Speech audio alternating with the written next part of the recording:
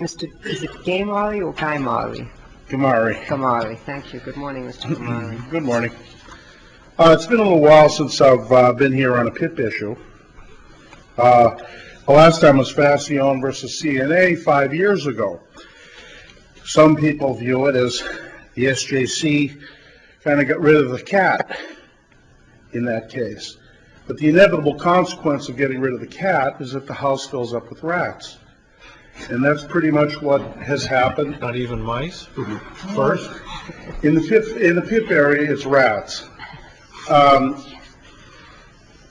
One of my opponents in a recent case before the court argued that the number of PIP cases that his firm and mine had would take 60 years of full-time effort to try.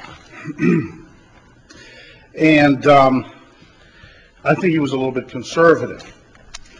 But since Facione, insurance companies have pretty much taken the holding in that case as a green light to delay or not pay PIP benefits in whole and part for pretty much any reason, realizing that, hey, the cat's gone, so that if the suit is filed, well, we can always get out of it just by paying it any time after the suit. So we have tons of PIP suits pending in the district courts, and if you doubt anything that I'm saying, call one of your charges in any of the larger urban district courts, and you'll find out that the volume is tremendous.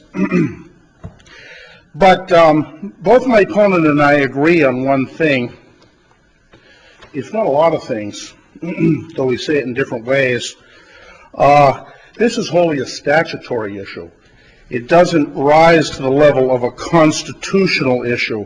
My brother argues several times in his brief, perhaps on page 19 would be one example. Boehm's argument only proves that the legislature knows how to nullify the right to a jury trial when it wants to. Well, we know that the legislature can't nullify a jury right if it's a constitutional right, no more than it can say, okay, from here on in, defendants in criminal cases have no right to remain silent, and if they do, it'll be used against them. Okay, the legislature doesn't have that power. And if this was a constitutional right, then the legislature certainly couldn't touch the right to a jury trial.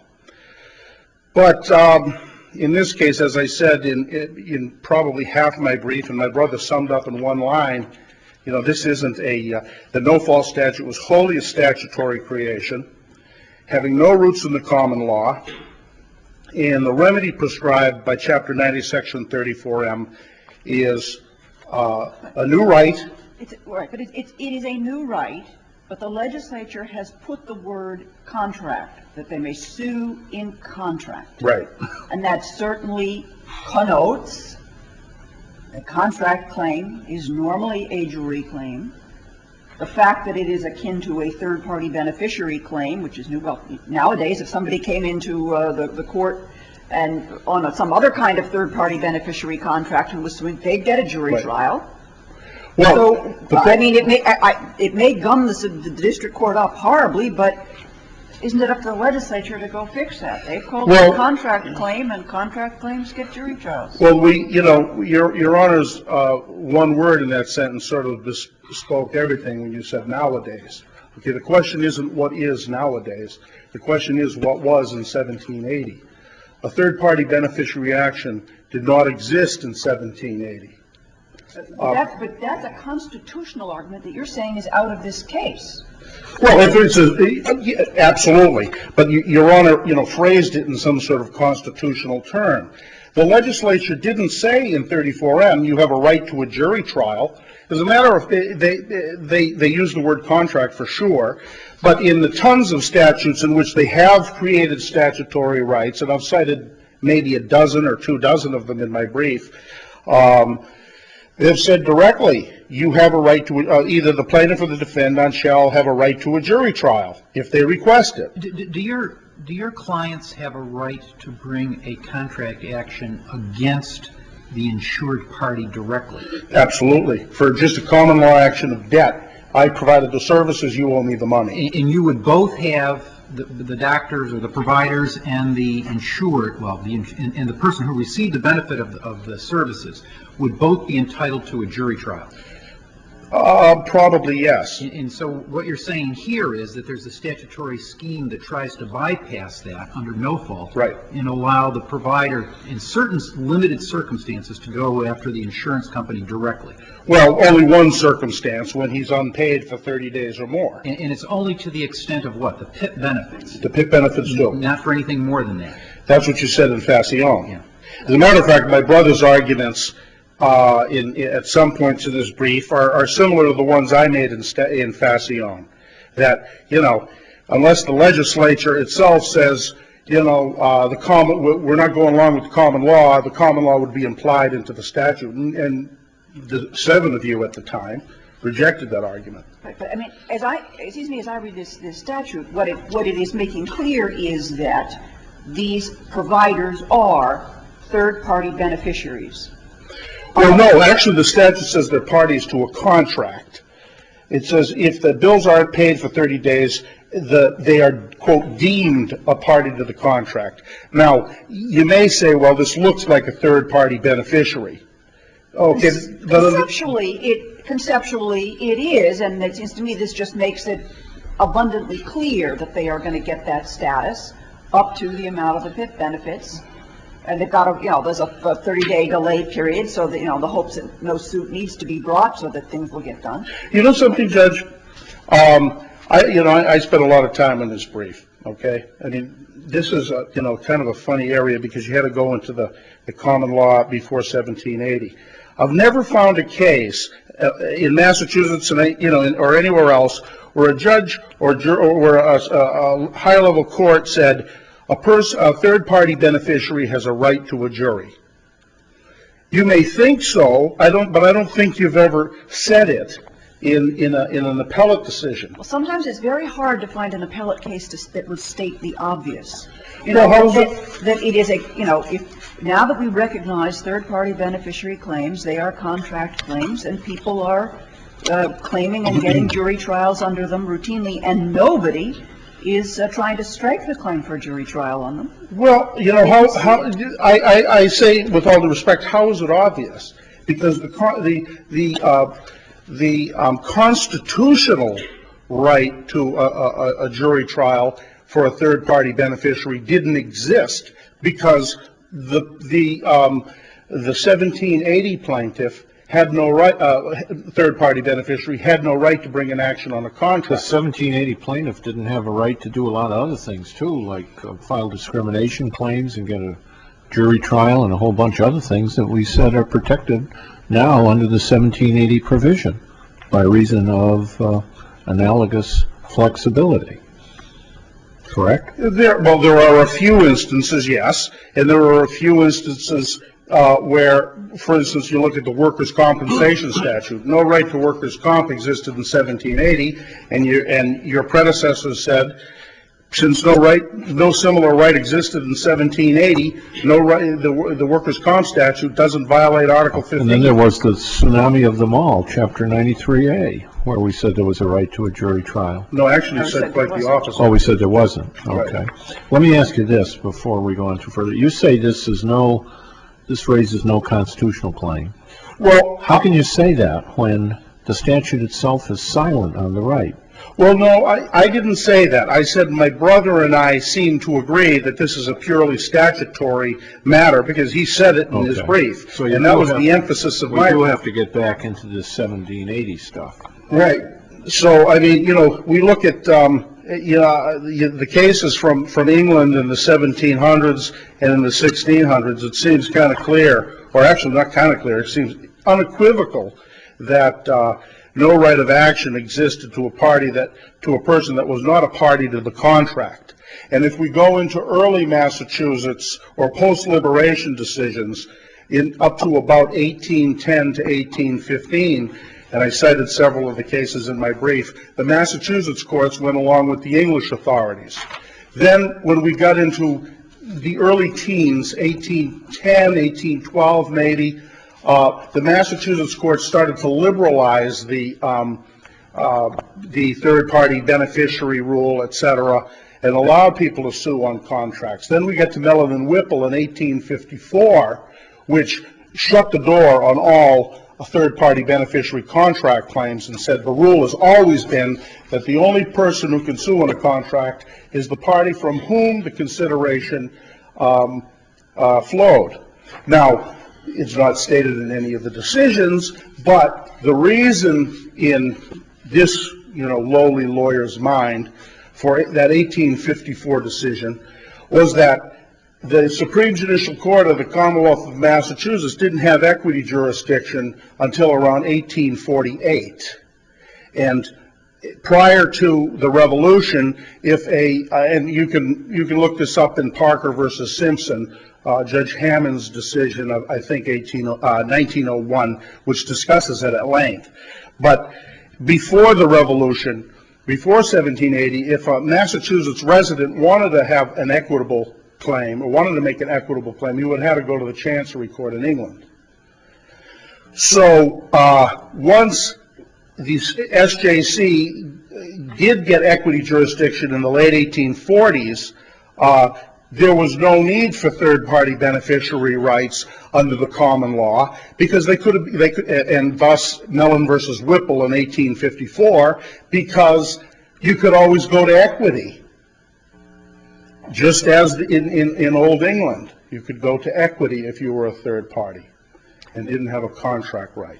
Mr. Gamarli, could I ask you to address another aspect of the appeals court's decision, court's decision, which is the latter part, which said even if they're incorrect in their jury requirement holding, there's no reversible error here because you haven't been harmed. Yeah, as much as I'd like to say, well, yeah, I'd like to, I'd like you to reverse this. I don't think you're going to, because I can make an argument that I was harmed, and I could have, brought up a few issues, etc., but I didn't want to obfuscate the real issue.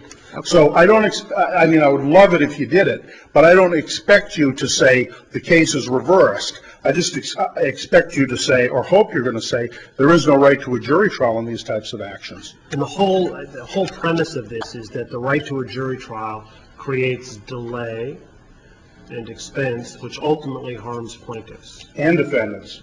Well, and insurance companies. And insurance companies. Well, I thought your argument was, in essence, insurance companies can now, maybe I was reading something into it, can now delay even longer the payment of claims and then come in and pay at the last moment. Yeah, well, that's certainly one way to look at it. But if you look at a jury trial, a good judge, one that doesn't take any flack from litigants, can try 4 or 5 of these in a day.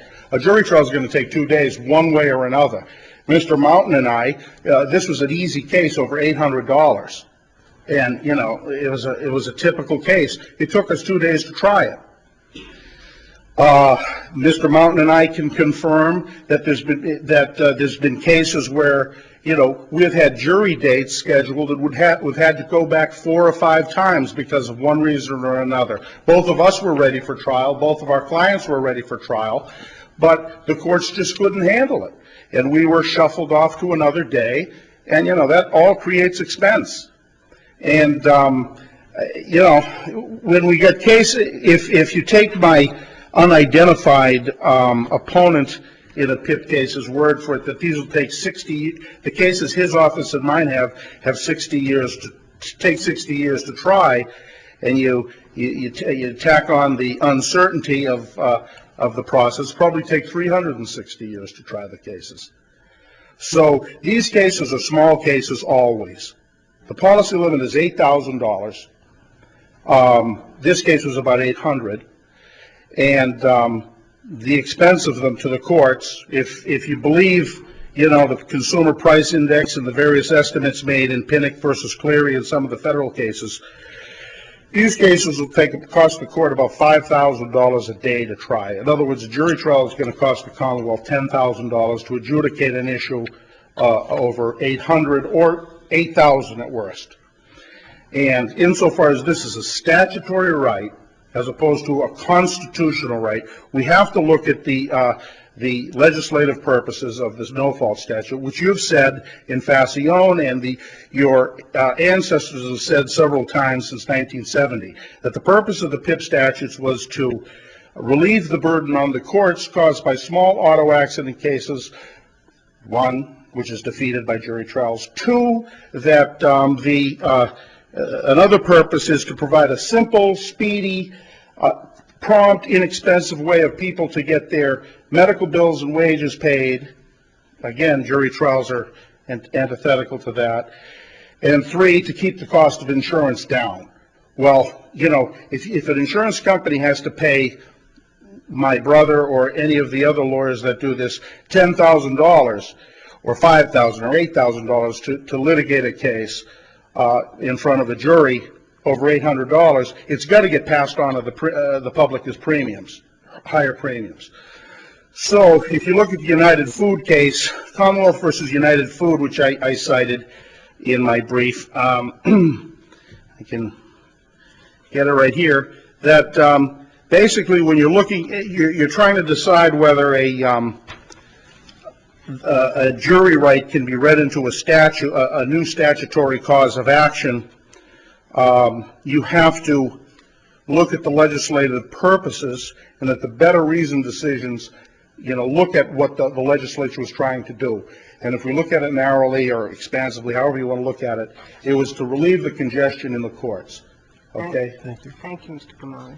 Thank you. Mr. Mountain? May it please the court, good morning. Christopher Mountain on behalf of the defendant, the Premier Insurance Company. That was a pretty compelling argument. Well, it was an argument. I don't know necessarily that it was a compelling argument. The argument's based on the whole purpose of the no-fault PIP statute, which seemed to me to be quite on point. Well, the question that first arises as to whether or not the statute itself calls for a jury trial right. That's the first place to look, because obviously the legislature can, if you believe that this is a new statutory cause of action, can grant a jury trial right.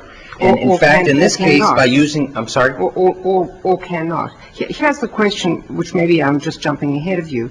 I'm looking at the language that it says, have a right to commence an action in contract for payment of amounts determined. And it's perfectly reasonable to say we know about contract actions, those as old as, you know, the common law has been around, and that's the right to a jury trial.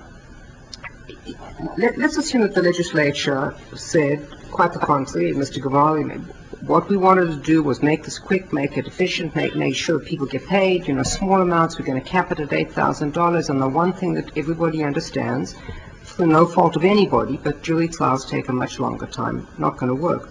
So they come and change the language. Okay? They just change the language. So now it's right to commence an action for payment of the amounts. They're going to say action for what? And the next thing is you come back and say, no, wait a minute. Even though the legislature has made absolutely clear that they don't want to have a right to a jury trial, well, this is really payment of money, and everybody understands that it really is a contract, because what? I mean, aren't you really back saying, I don't care what the language of the statute says, I'm just going to argue that what's really going on here is payment of money, and I always get a right to a jury trial for that. Well, I think what happens is if you believe that this is a wholly new statutory cause of action, certainly the legislature can abrogate a common law right, as long as they provide an adequate and reasonable substitute for pre-existing rights. But they have to do so, and this court has said that in Hopkins, they have to do so clearly and expressly and they can only do it by explicit statutory language. In fact, if you continue reading that PIP statute, they speak about intercompany, between the insurance companies, intercompany subrogation rights, and they specifically use within that same statute that those disputes would be arbitrated. Again, in the automobile insurance policy. Mr. Mount, excuse Sure. me, are you saying that the legislature intended there to be a jury right here? I'm saying in terms of the language that they use, they shall be intended. deemed a party to the contract and may bring an action in contract. No, but that that those they indi- intended that there be a jury right here. Right. That PIP claims be tried to a jury. Yes.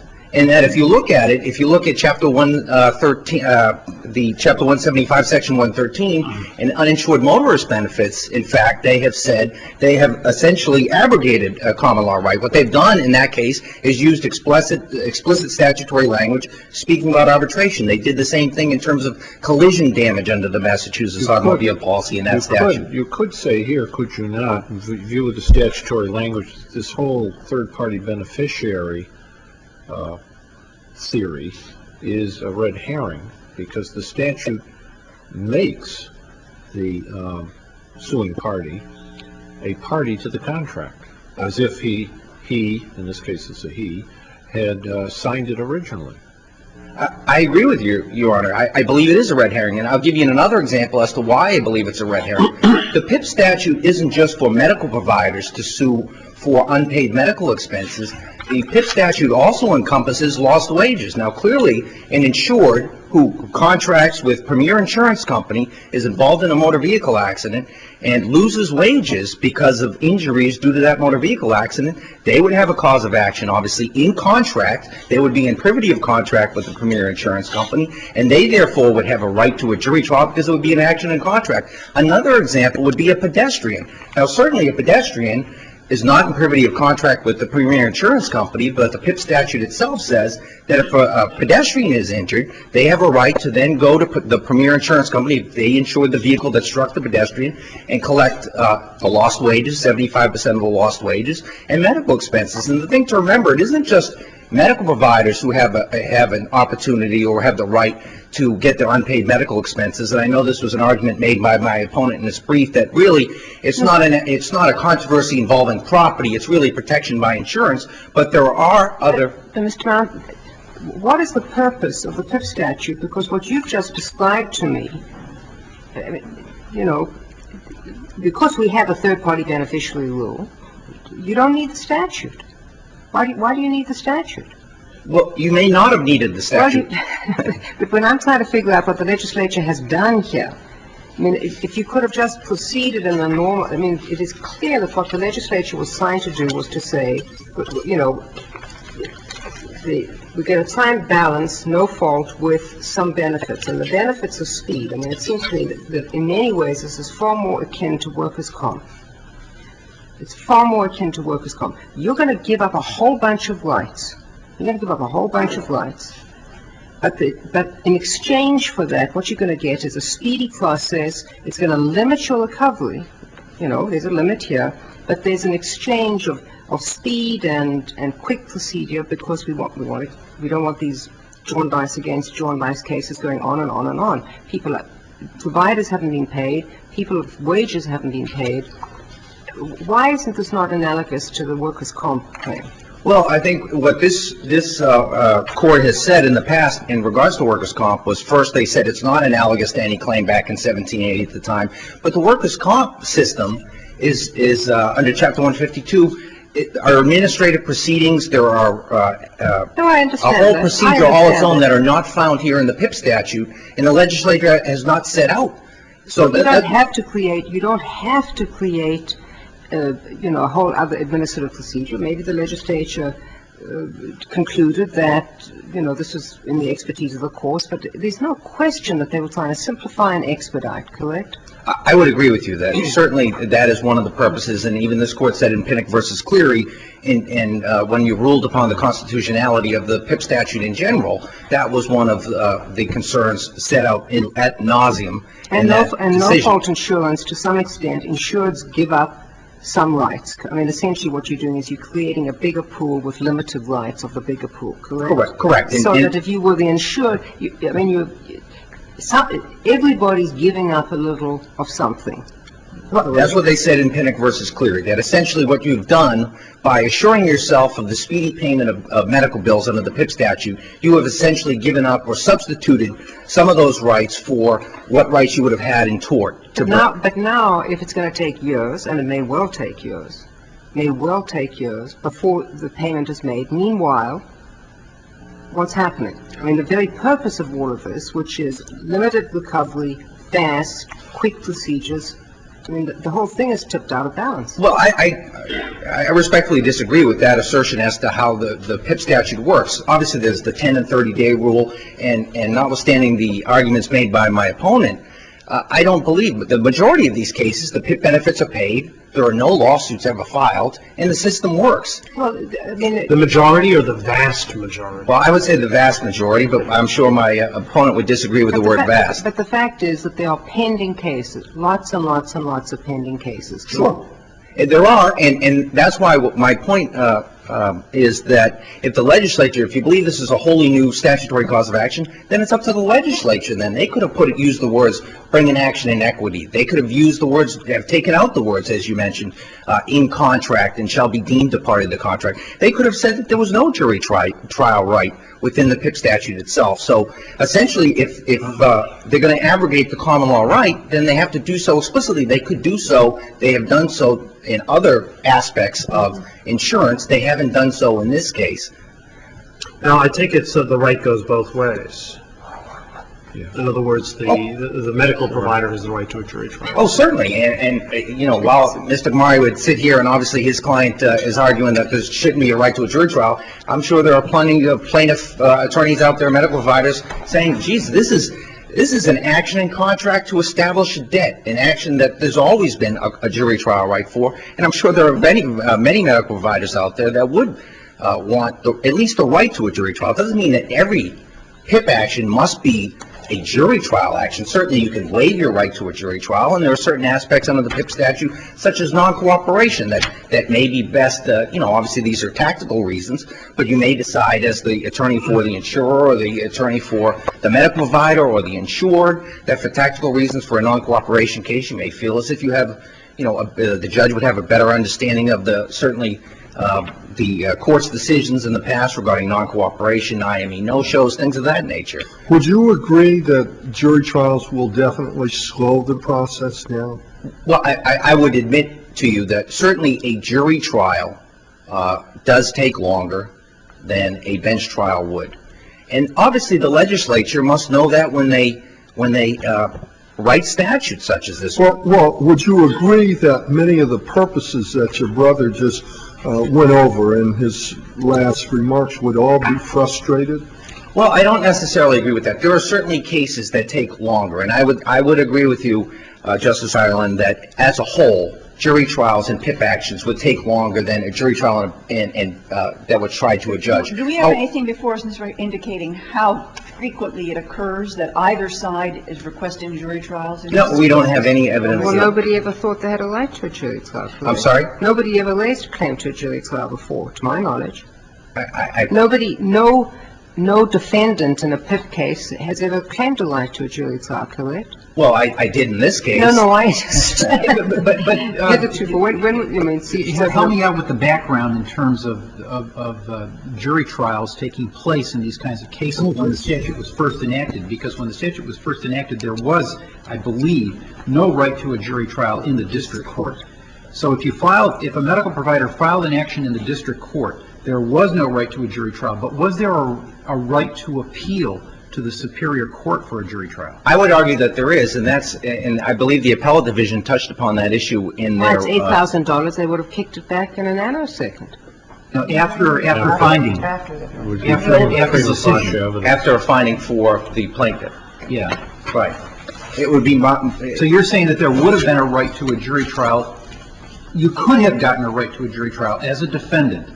Correct. In the superior court. Yes. What was the defense in this case? That the services were not medically necessary? There were essentially two issues, Your Honor. One was that there was an independent medical examination done, and certainly as I know from past experience, whether or not it's independent or not is always an issue at the trial, but that was cut off, and there was also a preferred provider agreement with the medical provider, and the insurer, in which before the so-called IME cutoff, that the plaintiff, Dr. Boehm, had agreed to certain rates in terms of the CPC codes, in terms of the procedures he had done. That really was the issue. The question really is, as I have admitted, jury trial will generally take longer than bench trials in these cases, and you do have to look at the legislative intent. But the legislature could, as I've mentioned a couple of times here, they could have said that there was no right to a jury trial. They did not in this case. And that I think the reason they did so was, as I mentioned, there are other parties besides the medical providers, putting aside the whole third-party beneficiary issue, that could bring a direct action in those cases. The other thing I did mention in my brief, in terms of Mr. Gamari's, the 60 years to try a kid, all these cases I have with this unknown attorney, and they take 2 days, and the cost of jury trials. I did mention also in my brief, this was never, ever argued. There was never any record of this at all ever presented to the appellate division. I never had an opportunity, obviously, to present any countervailing arguments to these, I won't call them necessarily one-sided arguments, as I do agree that the jury trials will generally take, as a whole, longer than bench trials. Not only will they'll take longer than bench trials, but I take it takes longer to get them. It does. As a whole, I would probably agree with you there as well, Your Honor. Not all district courts have jury sessions, for one. I'm sorry? Not all district courts have jury sessions. I believe they all do now. Do they? In terms of some of the district courts will, I know, for example, in Middlesex County, Malden District Court does not have a jury session in their own particular court. What they do, though, is ship the cases to Cambridge District Court. Last time I looked, Middlesex is the largest county in the United States.